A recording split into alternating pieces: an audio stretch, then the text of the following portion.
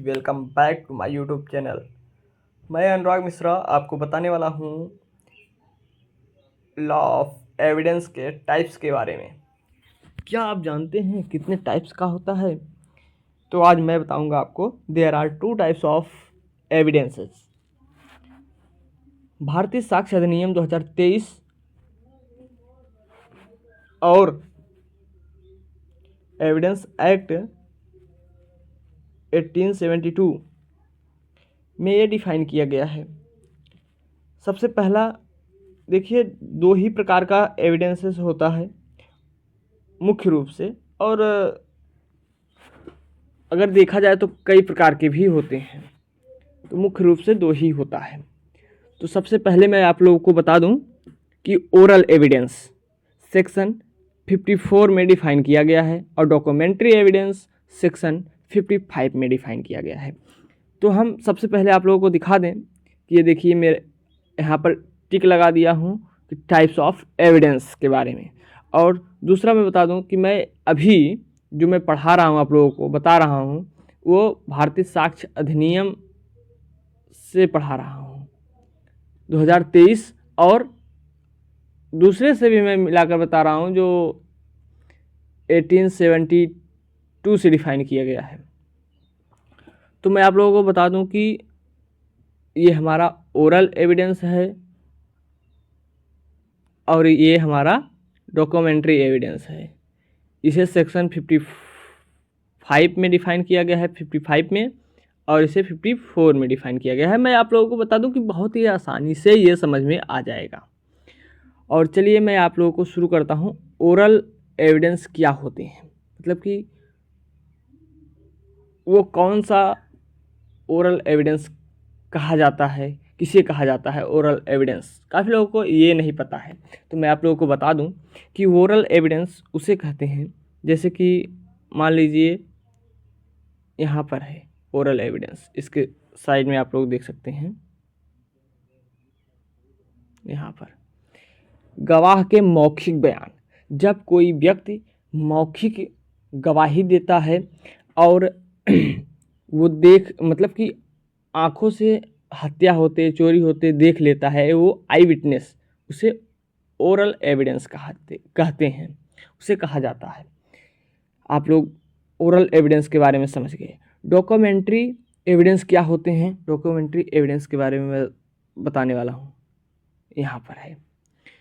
तो documentary evidence दस्तावेज या इलेक्ट्रॉनिक रिकॉर्ड, जैसे कि सीसीटीवी फुटेज या जीमेल, व्हाट्सएप या अन्य अदर्स, ऐसे तमाम चीज़ों से जो एविडेंसेस कोर्ट में सबमिट किए जाते हैं, उसे डॉक्यूमेंट्री एविडेंस कहा जाता है।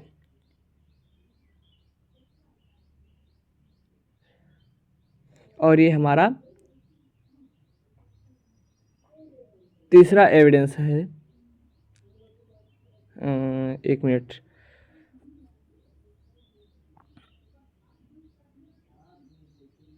यहाँ पर सुनी सुनाई बात सामान्य स्वीकार्य नहीं होती,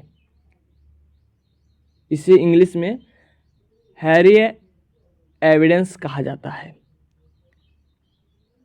जो सुनी सुनाई बात, जैसे कि मैं किसी से कह दिया और वो जाकर कोर्ट में उसे गवाही दे दिया, तो ये सुनी सुनाई बात कोर्ट में मान्य नहीं की जाती है, ये इसकी बात करता है। और डायरेक्ट एविडेंस क्या कहता है कि प्रत्यक्षदर्शी द्वारा दिया गया साक्ष्य, मतलब कि डायरेक्ट जो कोई साक्ष्य देता है, जैसे कि किसी भी चीज़ को लेकर, फॉर एग्जांपल आप लोगों को मैं बता दूं कि मान लीजिए कोई ए व्यक्ति किसी पर अटैक करता है, इसका प्रत्यक्ष वो उसका वीडियो बना लेता है, या वहाँ पर वो रहता है, देख लेता है बी का हत्या होते वो, या डी का हत्या होते वो देख लेता है, तो इसे प्रत्यक्षदर्शी साक्ष्य कहा जाता है।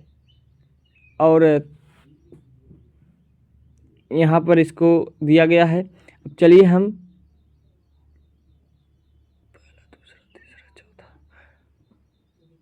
पांचवें एविडेंस के बारे में बताने जा रहा हूँ।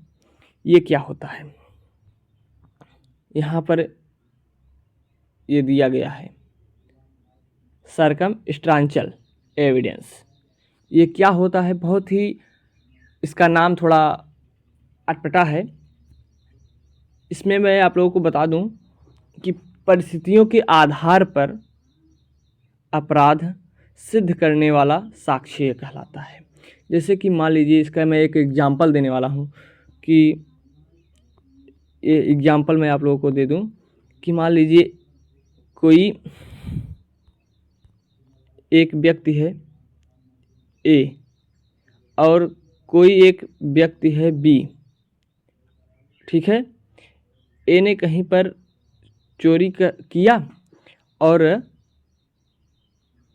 बी जो है उसके आधार पर, परिस्थितियों के आधार पर अपराध सिद्ध करने वाला साक्ष्य दे दिया। मतलब कि वो परिस्थितियों के आधार पर, मतलब कि वो सिद्ध नहीं हो रहा था, फिर भी उसको सिद्ध करने के लिए कुछ कुछ एविडेंस वहाँ पर कोर्ट में लेकर पहुँचा और वहाँ पर वो सिद्ध नहीं हो रहा था, फिर भी वो परिस्थितियों के आधार पर, मतलब कि वो गवाह जो थे वहाँ पर, मतलब कि साक्ष्य जो भी वहाँ पर मौजूद था, उसके आधार पर उसको सज़ा मिल जाती है। ये इसे बताता है, ठीक है।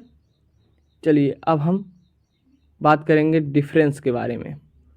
Difference between direct evidence and circumstantial evidence के बारे में आज हम बात करेंगे। डिफरेंस क्या क्या होते हैं, ये रहा और ये डिफरेंस है।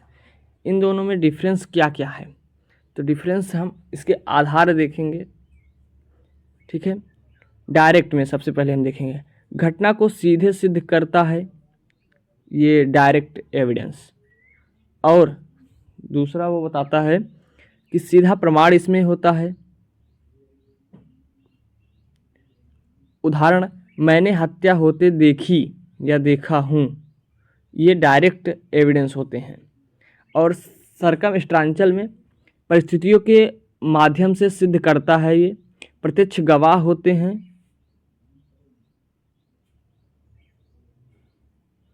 प्रत्यक्षदर्शी इसमें गवाह होते हैं।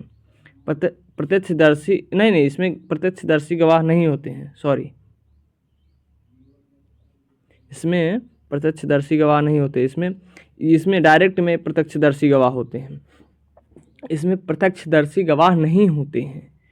ये इसका बात करता है।